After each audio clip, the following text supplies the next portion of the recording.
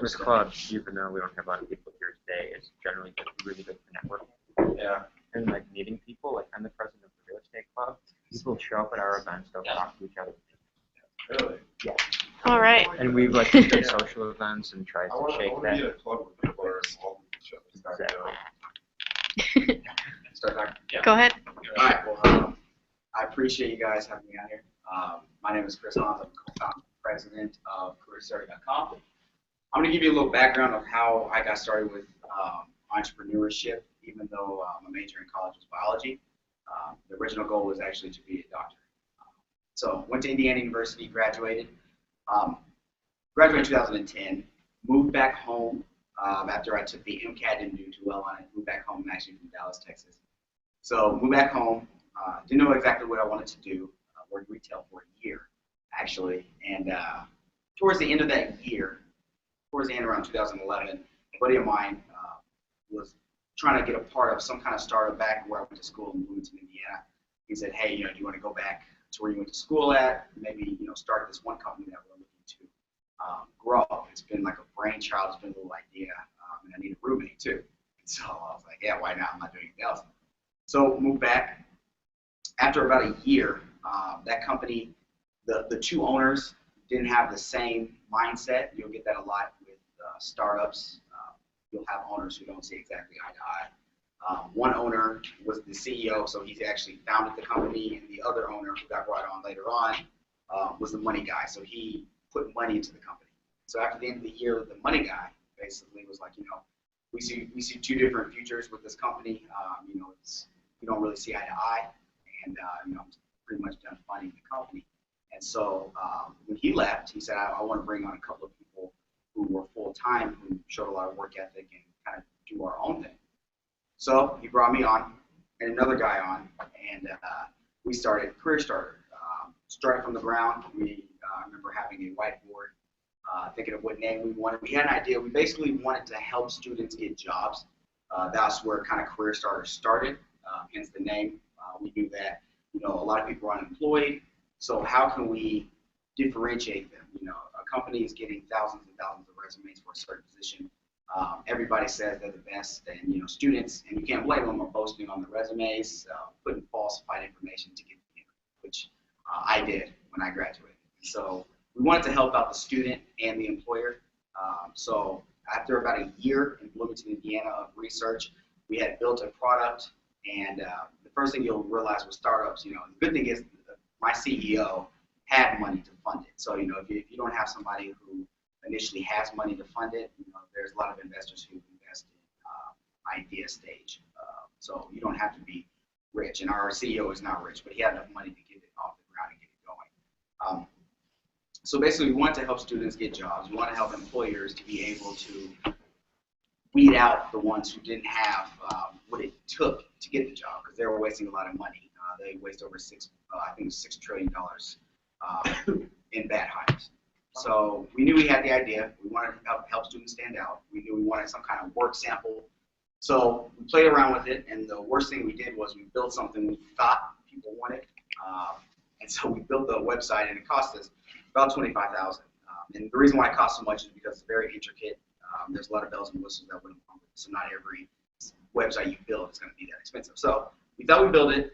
We went around to employers, and they kept saying, no, this is not what we want. No, we don't want this piece. We like this piece. And so we went back to the drawing board, scratched it all, and after a while, after research and development, about a year, we started realizing that companies were basically saying they wanted the same thing. They liked the idea of people standing out. The video resume or the video interview is nothing new.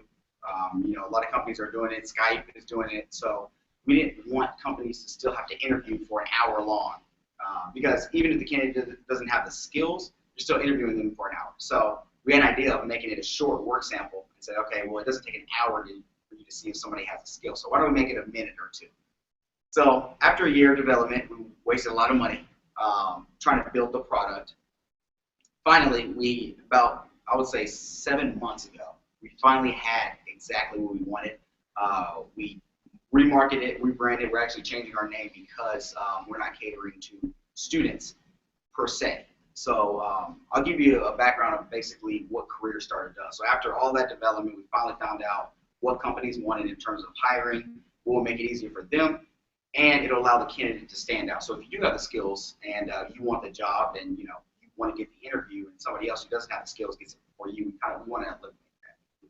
So what Career Starter does is, like I said earlier, we realize that companies are not only wasting a lot of money, but they're bringing in candidates based on two things: bad data and online profiles. So companies, if you don't have a LinkedIn now, they'll go on your LinkedIn and try to find a little bit better understanding of you, because the resume obviously is not going to be the only thing that gets you the interview. So they'll look at your LinkedIn. A lot of times they'll look at your Twitter. They'll look at your Facebook. They'll try to get some idea of how you are outside of your skills. And so a lot of candidates were getting weeded out because of these online profiles. So, they're like, look, this person parties too much. Are they going to be great for her? Or some companies like, hey, they party, we love it. So it just depends. But we felt like that's not really representative of a candidate. It has nothing to do with their skills. What they do in their personal time, should be their own privacy. So this system allows companies to not have to look at these, external websites. LinkedIn is great. It's a great professional, but the only thing that LinkedIn has to differentiate you is a recommendation. Anybody can recommend me for public speaking or, speaking another language. That doesn't mean I can necessarily do it great. So we built that based on that premise of helping candidates and jobs. So what Career Starter does is we allow companies to request a pre-interview skills-based assessment. These assessments are in the form of a video, audio, work sample, or all three. One example is, okay, so the company, the majority of it, you have to speak Spanish 90% of the job. So the company will request from you a 1-minute video or less of you speaking fluent Spanish saying why you want the job. If it's a sales job, one company made applicants sell them something that's unsellable. If you're a good salesperson, clearly I'll be able to buy something that normally I wouldn't buy, or sell me my own product. If it's insurance, send me an audio clip of you selling me insurance, my own insurance. So quick assessments, nothing long. Like I said, no hour-long video interviews, nothing that's going to take a long time. Quick, down, dirty, to the point. First impression is everything. So that's basically what Career Starter does. Not only are you able to give the assessments, but we have an internal system that we got a patent on. So basically, what you can do is the HR person, and the HR person pretty much over the entire system, but the HR person is able to share those videos internally. So if there's like 10 awesome salespeople within your company, so like let's say it's a sales job and the HR person's like, look, there's 10 other people in this company who are awesome, I like them to see the videos. All they have to do is send them a link, and they're able to rate them 1 to 5 stars. They're able to share those, like I said, with anybody they want to within the company. So that kind of internal sharing mechanism we seek to patent on. It took about 1.5 years to get, which is pretty expensive. Patents is kind of, a lot of startups go to. You don't need a patent to differentiate yourself. We wanted a patent because we know there's a lot of people in this space. So we sucked that out, and it was actually like 18 grand to get that patent because of the complexity of the system. So yeah, that's what we basically do in a nutshell. And so starting out and getting clients was probably the hardest thing to do. Once you actually have a product you think people want, it's really hard to get people to buy it, and it's hard to price it. So it's like, this is a new product. How are you going to price it? So we're kind of trying to change people's hiring systems. And basically, what we did is I did a lot of emailing, a lot of cold calling. I send out 99 emails. I'll get one person respond back and say, oh, this sounds great. Who else has tried it? Well, nobody. We'd like you to be pilot. So what we recommend with any startup, and the startups that I've been around, most of them will give away their product for free. Try before you buy. It just makes sense. I'm not going to buy something I've never used before or something that's new. So what I did, I actually was fortunate enough to have a buddy who was on Shark Tank, and it was Coach Chess, which started in Bloomington, Indiana, and he expanded to New York. And they were growing, and he said, look, I'll try it out for you guys. I'll help you with your hiring. We got 140 people that we're hiring in New York. We'll try it out for you. So we tried it out with them. Obviously, the system didn't work great starting off, but he gave us a lot of good information. We have programmers who fixed all the bugs. So obviously, some videos didn't upload, some servers, browsers were messed up. So we got all the bugs fixed. We got another. Once we got one company that was on Shark Tank, we got another one, and then we got another one. So we got that niche. Okay. One company that was on this famous show was on it, and they're using our system to hire, so you guys should jump on board. So that's how we started getting a client base, which just worked now. So once we start getting a lot of startups, and the reason why we went after startups initially is because, first of all, we can't go after big companies for their hiring. They have their own legacy systems. They're not going to want to use our system. Second of all, it's harder to get in contact with the CEO. You email somebody, they'll say, yeah, we'll forward it to the head HR manager. They have their own duty. So startups, the CEO is down the street at a Starbucks. So it's easier to get in contact with people who actually are the decision makers. So once we had a niche, once we had a pilot client that was a startup that was growing, we targeted the other ones. Then we got about 10 pilot clients that were using our system, giving us feedback. The system obviously was free. We didn't charge them for anything. So once we had them, then we were able to go after the bigger ones. So once we had 10 startups that were using our system, that were giving us valuable feedback, we went after the bigger companies, larger sales, because we make them pretty much the minimum size companies, the companies that aren't startup stage but they're still hiring. Clearly they asked, who else is using it? Well, we said, we've got 10 pilots that are just got a lot of money, just got a lot of funding, they're hiring. So they went on and used our system. So that's how we got the mid-sized companies, and then now we're going after the larger pilots. We've got a few large-sized companies here in Chicago that are doing a lot of hiring, a lot of successful clients here. Many of them just got funded, so they just got $2-3 million in funding. So now they're doing a lot of hiring. They don't want to hire a recruiter because a recruiter obviously would charge 15 to 20% of their hire, and there's a lot of ins and outs that goes out of a recruiter. So with our system, you're able to see who's willing to even take the extra time to submit the challenges. You'll be surprised. When we first piloted with one of the clients, we called every single person. So you have to have some kind of data to prove your system. So we called everybody. We sent out 150, for one client, 150 emails. So what happens is we'll go to the company. We'll say, okay, you have a job on LinkedIn.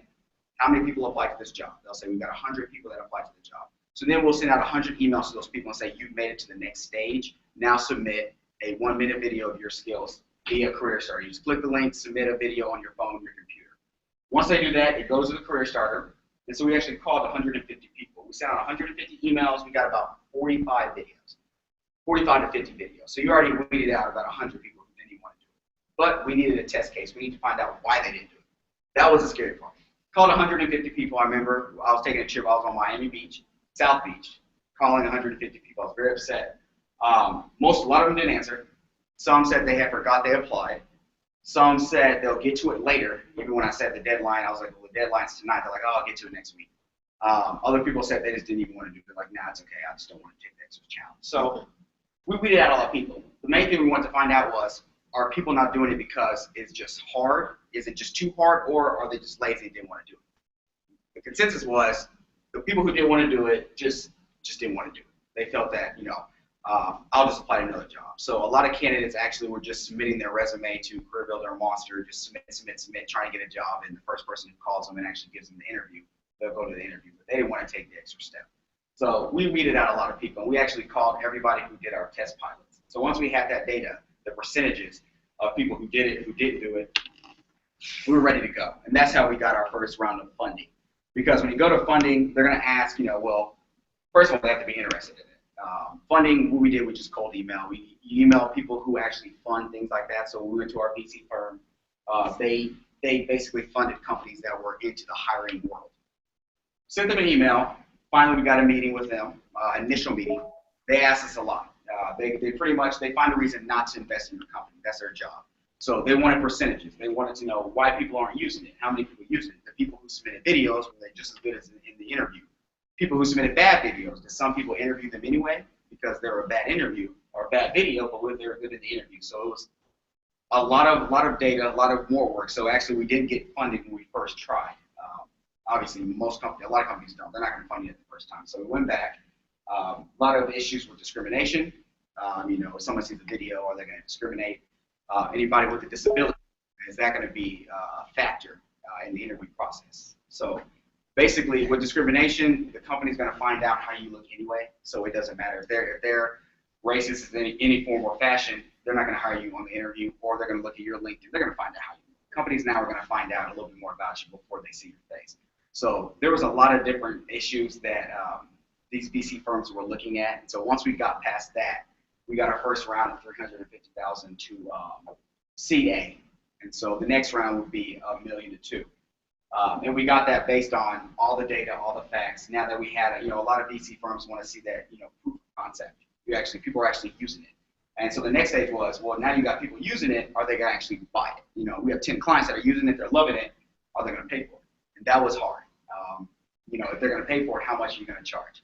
So we had to reapproach our clients and say, look, okay, we're starting to raise a little bit of money now. We've got to start charging for the service. Some didn't want to do it. Some loved the free service, but all of them ended up paying for the service. And it was a real, minimal fee because they were our pilot clients. Now that our larger companies, we're not giving it to them for free unless, it's such a big name company that they will want to pilot. So we go there now. Once you get a pilot client, now that you've, basically went past the free step, now you've got to charge something. A lot of people want to give away their service for free all the time just to have a lot of clients, which is not, if your company's worth it, charge them something minimal. Make sure they know it's minimal. Make them know they're getting a deal. Say, we're starting, we're in beta stage.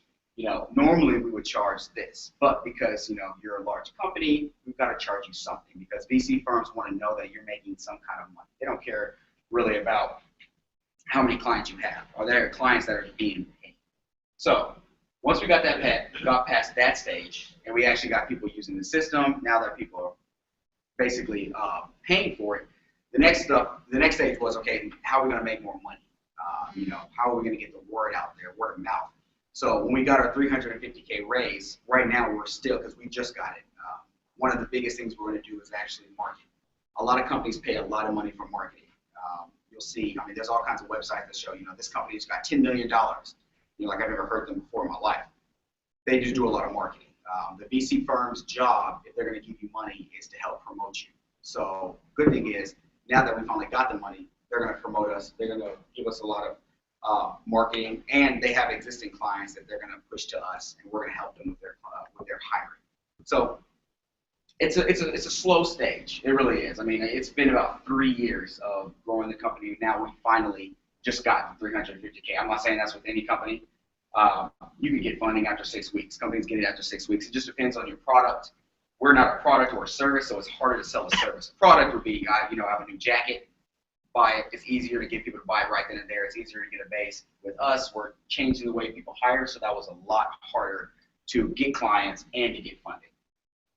Real quick, people always ask about our competition. This is pretty much our entire competition. So one thing that I learned that VCs hate is saying you don't have competition. You have competition somewhere. It's very rare where there's no one else doing what you're doing. Even if it's with, we're nothing like Monster, Career Builder, Indeed, LinkedIn. We're nothing like them. But you have to say you have some kind of competition. We're not a jobs board. We're a service. We're a tool. But basically, to get a great hire, you have to do the time to hire and the quality to hire. On this side, to the top left, Craigslist, Monster, and all them, they really focus on time to hire. So they're able to get companies hundreds and hundreds of resumes, but they're still basing all your interviews off a resume. And you look at the bottom right, all these jobs are here. Like our biggest competitor, actually, who's not on here, HireVue. Oh no, they are. HireVue just got 50 million, and that's unbelievable. And HireVue basically does the hour-long video interview. So our differentiator is we don't take an hour long to interview somebody. We basically do it in, like I said, 2 minutes or less. So the time is shorter, but the quality is there because we're still utilizing the video component. And it's pre-interview. HireVue is like video interviewing. You've got the interview now. You're going to do a video at home. We're like, before you even get the interview, we're going to submit a challenge, and then you do it. One company, it's kind of funny, one of our companies, well, I won't say their name for privacy reasons, but basically they are a daycare service. And you'll be surprised how your company can cater to anybody. We're at the stage where we're trying to go for anybody, so if anybody wants to use our service, we're going to do it. They're a daycare service in Virginia, and she wanted her challenge to be the applicants to sing a minute nursery rhyme. It sounds ridiculous. Apparently, they have a 4-stage process, and stage 3, before the interview, you have to sing a nursery rhyme because she wants to see how you are on your feet. Do you sound like you're happy, or are you just kind of bland singing the nursery rhyme? And she goes, 90% of the people actually don't get the job because of it. So she said, let's do that up front. Let's do that first. Let's do that pre-interview. Let's make them sing their favorite nursery rhyme. That's it, minute or less. Send it out. We got about a 50% participation rate with that. But one applicant is hilarious. One applicant, not only did she not submit a 1-minute video, she submitted a 2-minute video saying why she didn't have enough time to sing a song. And if you wanted to interview her, you had to call her. And she even left her phone number. She had a piece of paper up and she said, "Here's my phone number if you want to interview me," which is hilarious. That kind of sass is what we're trying to eliminate. And if you look, I mean, obviously you can't look at the videos, but with that pilot client, she was able to see so much in the video. You know, even in the background. You know, she liked stuff like, I mean, one person's dog ran across. She thought that was hilarious. Stuff like that, you're able to see it and laugh. But there's other stuff where people just wear a T-shirt, they don't care. One person was actually eating McDonald's while he was talking. So like stuff like that, you would think you'd have enough common sense to just, you know, take 2 minutes and just save your food. So there's a lot of stories that I could share with you guys. I'm not going to bore you with it, but it's really entertaining to see what applicants do. I mean, just because you submitted a work sample does not mean you're going to get the job. So we got that. And one company actually that we're working with called Context Media, and they just got a lot of money here in Chicago, growing huge. But thing is, you know, they're more of a call center, and they weren't really looking for a video component. They're like, you know, we really don't care how the person looks, I want to hear how they sound. So we're building a custom technology to where all she's going to do is hear audio clips, and we think that's going to be pretty big with every call centers because, you know, don't have to worry about a video. You're going to hear their voice. You're going to hear them in a minute or less. The applicants are going to be reading a script that they normally would have to read if they got the job. So we're trying to utilize technology and make everything, whether it be a work sample, a video, or an audio component, real short to the point. And you'll be surprised what you'll be able to see in that quick 60 seconds. We're working with companies where the CEO is like, look, if they don't submit anything, screw them. We don't care. They're not going to be willing to take the time to, you know, put forth an effort. I don't want to take time to interview them. So that's exactly what we're trying to do with Career Starter. And this real quick is just where we started. We started initially in 2012, and we had a handful of companies. A lot of the companies that you're going to get when you're doing a startup is going to be friends and family. They always say that. It is true. Because you need somebody. Luckily, we knew people who owned some kind of company and were willing to try it out. I'm not saying it's hard, but with our service, and I'm not trying to, I mean, it's completely different, but with our service, it was really hard to, like I said, go to the bigger companies. So Coupon Chat, a buddy of mine, owns that. Mace Chemical, my uncle, owns that. Coach X, my buddy, built that. One Click Ventures was actually a company in Indianapolis. We got Chase because we knew their HR person, and they kind of tried it out, but it wasn't, you know, the global Chase. It was just like a local branch. So we had them, and that's where we pretty much rebuilt everything. Because of their input, we pretty much knew we didn't have it right at all. We screwed a lot of stuff up.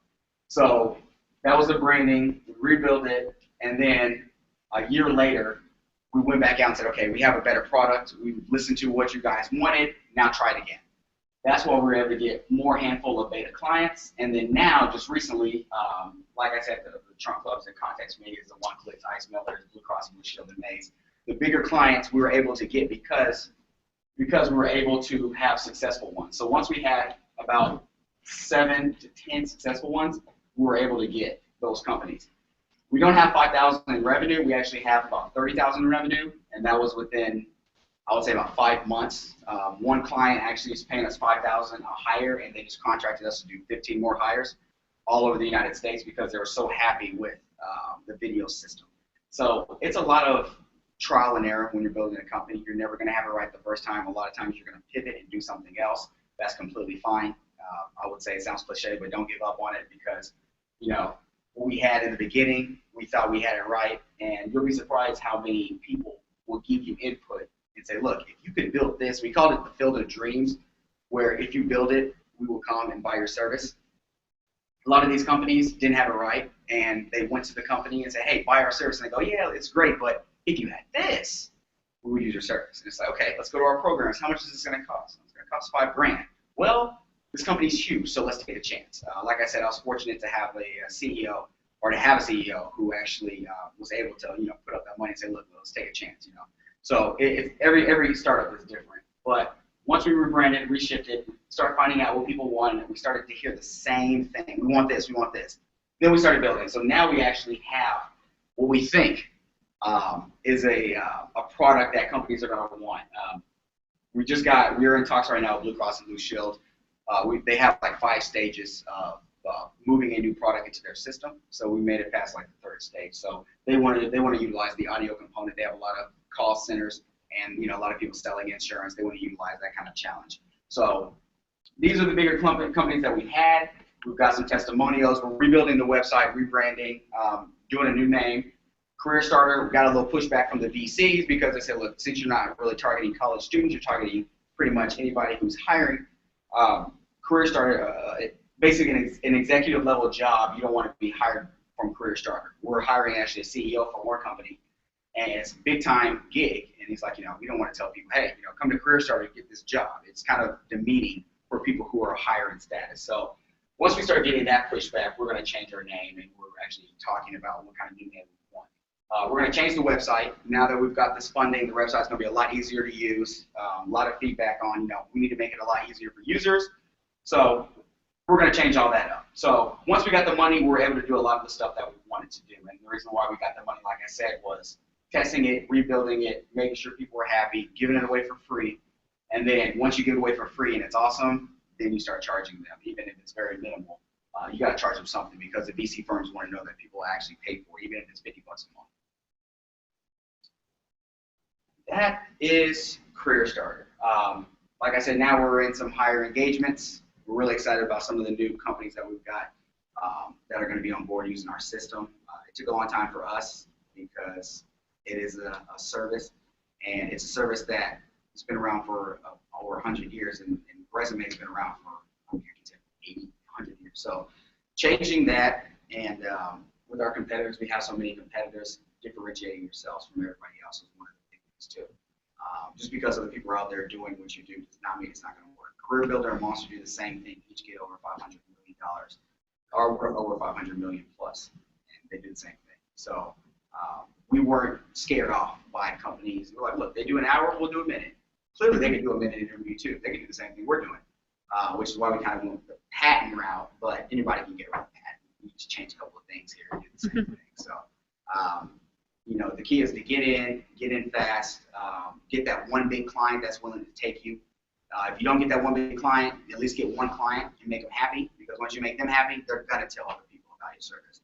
Especially if you say, hey, look, you tell other people, we'll continue to give it to you for incentive. It's kind of like an apartment approach. We'll give you a $400 kickback.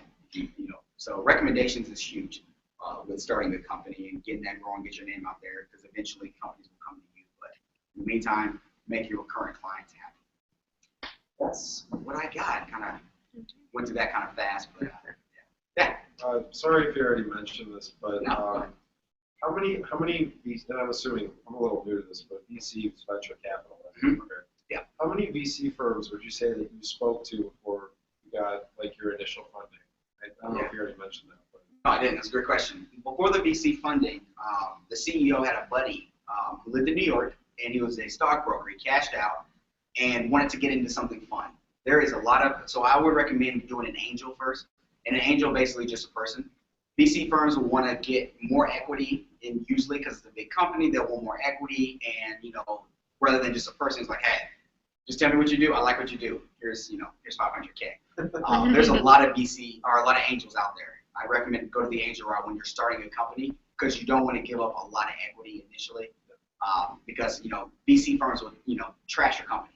They'll say this doesn't work. Everybody's doing this so they can get hired. Because they have money in it, so they're like, if Exactly you don't right. do it our way, Exactly there's right. no other way. Exactly right. And Yeah. they want to make you look bad. But just to answer your question, we had an angel first, which was my boss's friend. He put up 150K to get it going. And that's how we were able to rebrand because our system programmers were really expensive to do that. You got to accept video, images, sharing, rating. It's really, really complex. So he put that initial up, and he was an angel. He's a young guy. He lives here in Chicago. He was like, hey, I'll put it up. I trust you guys. So that's when they say when you start a company, a lot of times it's friends and family. So once he put that up and we were able to rebrand, once we wanted to go to the VC route, I probably sent out probably about 120. And so what we did is you just Google. There's actually angel list is where you look at a lot of the angels. You can Google VC firms. We Google VC firms all over the entire United States. Some VCs will only invest in if you're like in Chicago only or Illinois only. But a lot of them would say, look, I mean, if it sounds good, we'll invest. So I just sent out emails. I didn't send out any VC firms that invest in, tooth care products. They'll tell you their portfolio, what they normally invest in. So you look at the portfolio and just send them a cold email and say, hey, my company does this. I see you've invested in the past. I would love to send you my business plan. The best case scenario is they set up a meeting. That's the best case. They'll say, yeah, let's meet. But usually they'll say, yeah, send me over the business plan. We'll be in contact. That's the worst. It's annoying, but yeah. So just out of curiosity, out of those 120, out of those 120 emails, like, did you get like one meeting, or did you get like a couple meetings, and then you got like out of those you got like one? Because I mean, I'm sure it's tough to get that kind of the invest. I'm just curious, I guess. Yeah. So out of the 120 we sent, we probably got 30 maybe responses. And all 30 responses were just send me the business plan. That's it. Send me the business plan. We'll be in contact. Out of those 30 that we sent business plans to, we got 7 meetings. And usually those meetings will be, are we interested? So the meetings are pretty much, once you get the meeting, you can definitely guess they're really interested. So a lot of times those meetings that you'll get will be the people who are over the company. They'll be the big boys. They won't usually, there is a stage process, but once the big boys say, hey, big boys or girls say, hey, we're interested in your product, then there's a stage where due diligence, everything you told me, you got to make sure it's true. There's legal stages that they go through. So once the key is to get the meeting, because once you get the meeting, they are interested. And, just don't put your foot in your mouth, which is going to happen. Out of those 7 meetings, we got 1. So out of 120, we got 1. It could be your first email you send to a VC firm and they invest, or it could be your 1,000.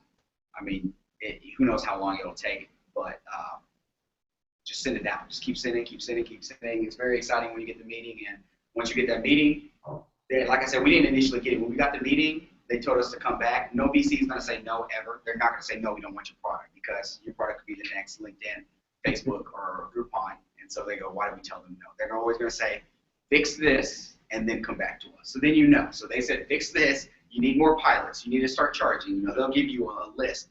And then we said, okay. We went back. We started doing what they wanted. A month later, we came back to them and said, now look what we got. And they said, okay.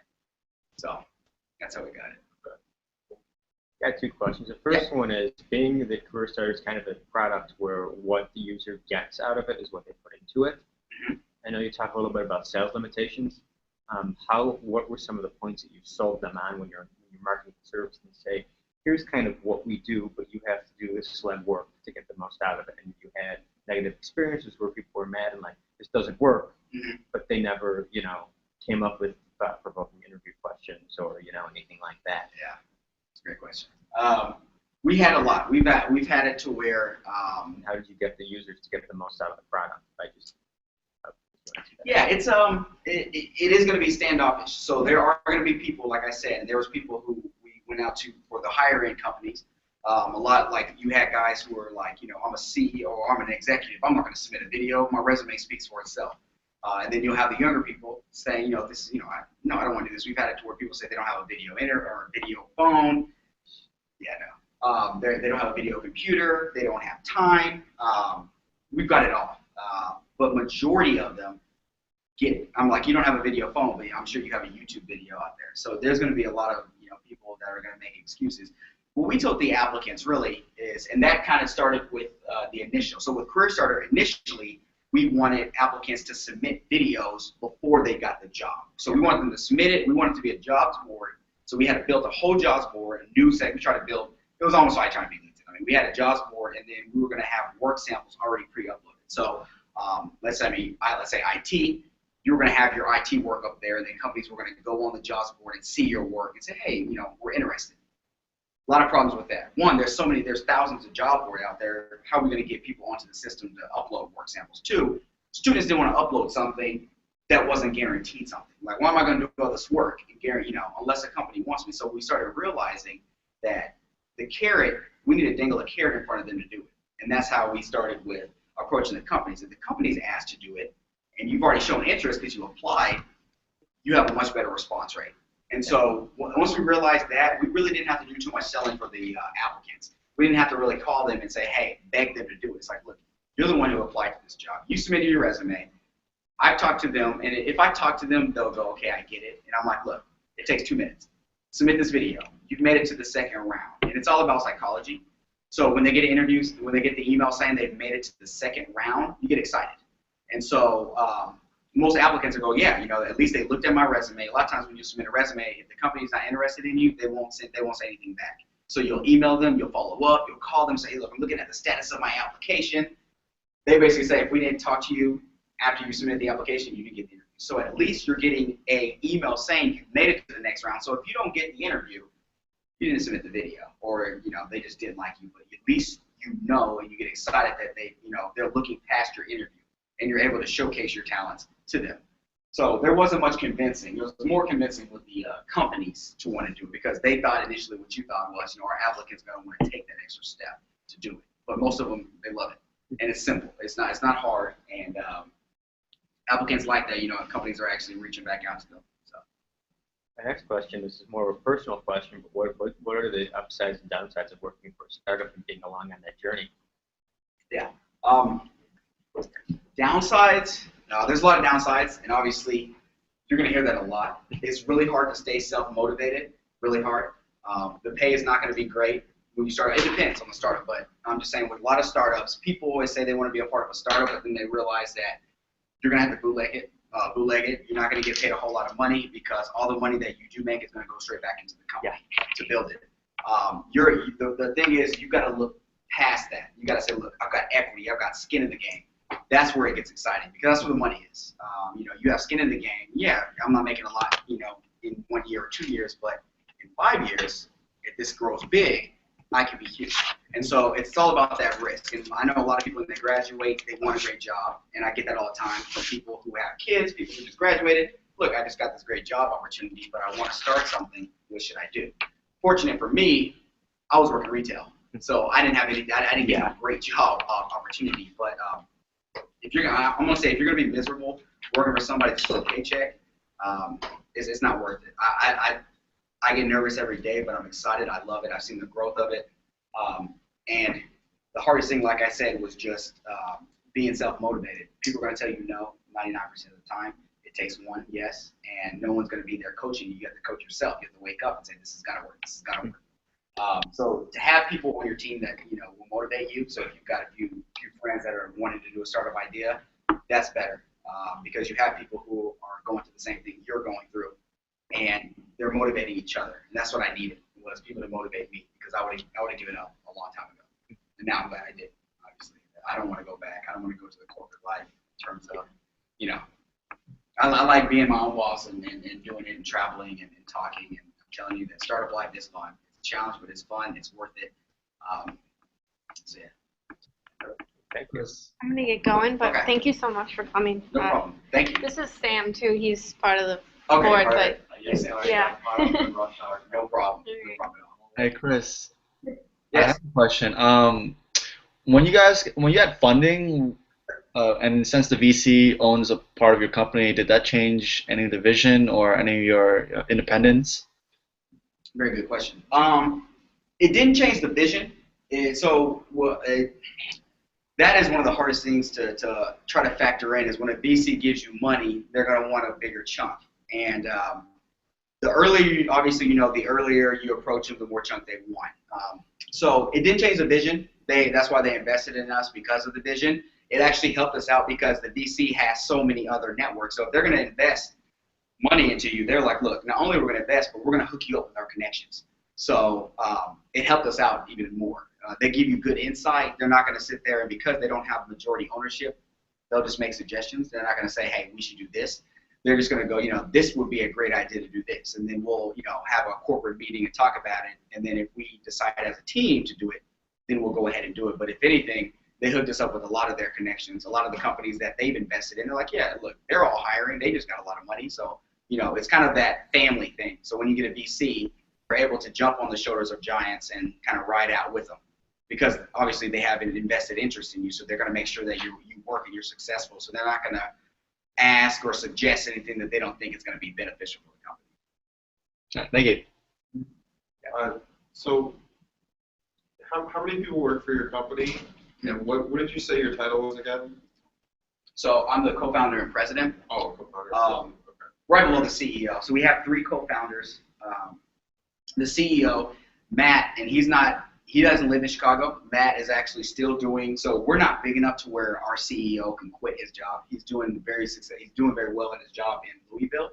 So he's staying in Louisville, but he's the one who helps, if we need any like big time advice, but I usually am the one who controls everything.